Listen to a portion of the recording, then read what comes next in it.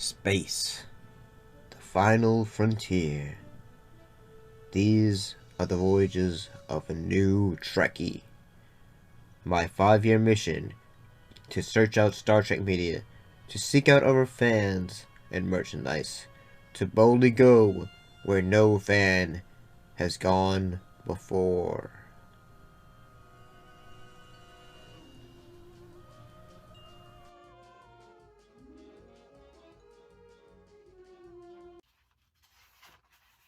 Night falls suddenly in the rainforest of the upper Amazon. One moment, the little clearing was bathed in greenish glow by the light filtering through the dense carpet of tree tops overhead. Oh, hello there! How are y'all doing? And I know what you're thinking, no, this is not the book that we'll be discussing. Yes, I said book. Today we're not looking at a TV show, from a Star Trek, or a film that's related to Star Trek. This time we are looking about a book. Yes, a book. Things that have paper. And by the way, so this one is, a pocketbook from pocketbook Star Trek. In this case, it's Star Trek Dreams of the Raven. Let's give a bit of detail about it in the breakdown.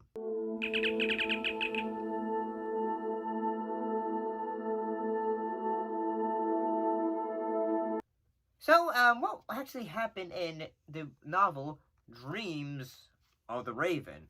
Well, basically in the story, a SOS is sent out to the where the Enterprise is having to speed away to try to save the day. However, one thing that ends up happening is, like, a new enemy that has not been seen before ends up rearing its head, and not Spock, but Bones, Leonard McCoy, he ends up getting hurt and is basically MIA, and the rest of the crew is having to figure out what needs to be done, and as well as trying to feel like, what can we do about Bones? To give a bit of a more detailed description of it, basically in the story, McCoy, he basically has an accident and has amnesia, and for like the last, and cannot remember last 25 years of being in Starfleet. And yeah, he does not remember anything, nor does he remember like any of his crew members or any of that. All he remembers is when he was a lot younger, when he was going to be a doctor in Georgia. And yeah, I gotta say, the idea of, like, say, one of the crew members having amnesia, and especially McCoy is sort of, besides Spock, usually, like, will sometimes be a voice of reasoning, especially when it comes to, say, not logical, but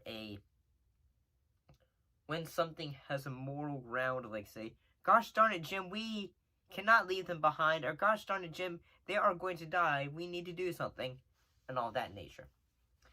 And I gotta say, it's really interesting in the fact that they chose McCoy for this, mostly because we get more of a backstory, and like some bit of more story involving his character. In fact, when he was married, has a daughter, and he realized, like, say, oh shoot, like this one before he, like, when you have amnesia, sometimes you will regress to a certain point, like the last memory you have. And so yeah, basically just was like saying, why did I join this kind of thing? Why did I do this? Why did I do that? And I gotta say, I actually like it, and also kind of like the fact that the story seems a lot more mature in the fact that, although in the show they always had moments where, like, say, characters would always get like, say, a little bit ruffled up shirts would be ripped off, having a little bit of blood on them. I gotta say, it's surprising in the fact that there have been moments where someone was bleeding or something like that. And the fact they say this novel delves more into, at least, say, the relationships, like, say, McCoy had with others, whether it would have been with Kirk or Spock. And also it has, like, say, other, say, doctors that would appear on the Enterprise. So that's pretty cool. It's not just, like, realizing, say, oh, hey, besides Nurse Chapel, there is Dr. Dyson, and there's another doctor who's like a surgeon doctor, and yeah. Oh, and also there is, like, say, the new enemy. Basically, they're raving creatures that, like, as soon as, like, they scratch you in a way, they will take over your mind and sort of, like, say, hive mind, and, like, say, almost like a computer, like, say, I am now control of the puppet sort of vibe. And, like, at least, like, one point they take over a Klingon and all that, so that's pretty impressive. And honestly, it's actually entertaining. I'll be honest, sometimes when I'm reading books, sometimes I will take, like, sometimes when I'm reading stories, sometimes if it has ups and downs, I'll say, okay, I gotta put you down because you are losing me. But sometimes, okay, yes, this actually happens. Sometimes there'll be moments where, okay, we get it. Amnesia. Okay, we get, McCoy is suddenly realizing, say, why did I join Starfleet and all that? And, yeah. But eventually, once you get past all that, it's actually not that bad. It's actually very engaging. And I actually like the way they were able to have it so that McCoy remembers everything that needs to actually happen. So, honestly, I actually recommend checking out if you can find it. Perhaps you might find it on eBay or Amazon. Actually, I think I got mine from Amazon, so it might have been eBay too.